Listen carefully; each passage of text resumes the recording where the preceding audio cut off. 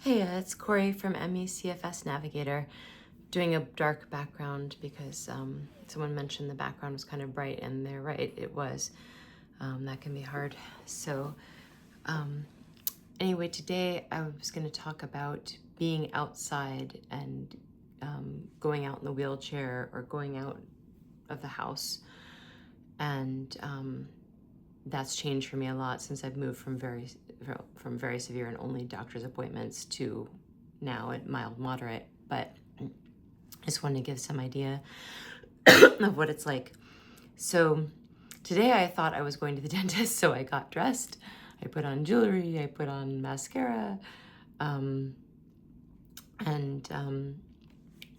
that's actually my first advice is if you're going out in the wheelchair, wear nice clothes. Comfortable, but nice. Wear nice jewelry. If you can put on, if you're a woman or a man, whoever, and you want to put on a little makeup, that's good too. I'm not usually a makeup person. I've become a makeup person since this, and I'll explain more later. The reason behind getting dressed up is that people tend to assume when you're in a wheelchair that you're homeless, and they don't treat homeless people very well. I've had to like try to say excuse me to someone who is blocking the curb cut on me, and they're like, I don't have any change. People get hostile with you or whatever when they think you're homeless. So I wear nice jewelry. I try to like dress up a bit because the amount of fights you don't have, the amount of obstacles you don't have when you're dressed nice are worth the extra spoons to look nice. Because otherwise you spend those spoons bumping up against people, which is just really frustrating.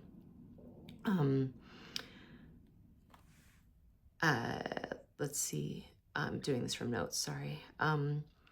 So the only thing I would say is if you're going to the doctor, do not dress up if you're going to the doctor. Never dress up if you're going to the doctor, unless you really have a good relationship with your doctor and they absolutely understand where you're at. Doctors will look at you looking nice and put together and think, oh, they must be doing fine. And no, wear whatever you wear at home. If it's hard to wash your hair, don't wash your hair before going to the doctor. That'll waste your spoons and probably crash you, since you're doing two hard things back to back. If it's hard to wash your hair and it's hard to leave the house, then you're more likely to crash, and it'll count against you when you go, because they'll think you're doing better than you're doing. So don't even wash your hair going to the doctor. I wear at home pants that are like pajama pants and just comfortable t-shirts, and that's what I wear all the time at home. That's what I wear to the doctor. No makeup. It's much better. If I'm going to something really nice though, like if there's a wedding or something that I'm trying to get to, what I'll do, and there's more dressing up to do, I'll do everything really early, and then I'll rest for an hour before putting on the clothes. I'll do my hair and makeup early and then lie down for an hour, and then I'll quick put on my clothes before going out. And that's just a way of pacing, getting ready. And if just a little bit of getting dressed is too much, do the same thing. Just pace. Get dressed first, lie down for an hour, then leave the house.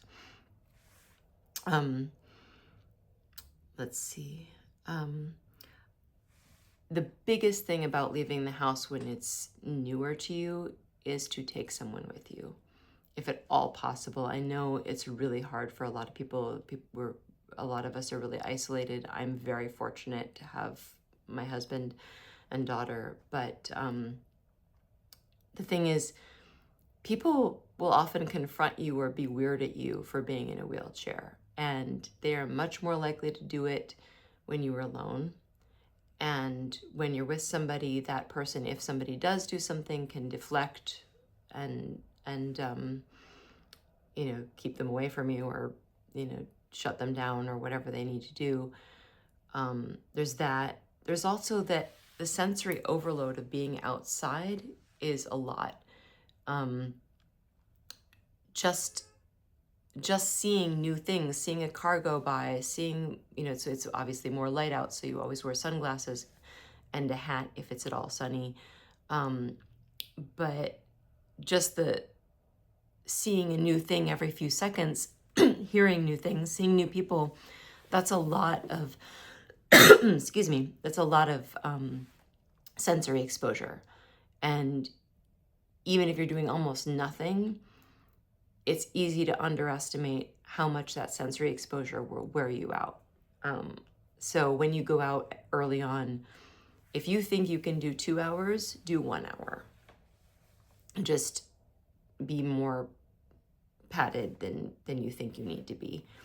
And make sure that you're with somebody that can get you back. Like if there's a wheelchair van or something, or a car that can store the wheelchair, they're the one to put it back in the car, and they're the one to drive you back. It's really important to have that support, because otherwise it's not really safe for us to leave the house alone when we're not absolutely sure how it's going to go. So as for feeling awkward in the wheelchair as a thing, it's just really hard. It's hard to get over being an able-bodied person and then being seen as someone in a wheelchair. There's no way around how hard that is. I just kind of own it, and I sit in my wheelchair like a throne. I take it as this is my space. I make sure, don't let people touch your wheelchair. When I was more severe, if someone like leaned on my chair, it would shake the chair, and it shook my whole body, and that would make me overstimulate, and it was awful. Just if anyone gets close, looks like they're going to touch your chair, starts to touch your chair, just say, please do not touch the wheelchair. Just be very firm. That is part of your body and should not be touched. You and your chair are one unit when you're outside. It's not a toy. It's not a piece of furniture. It's part of your body and should be treated as such. And you are absolutely right to defend that.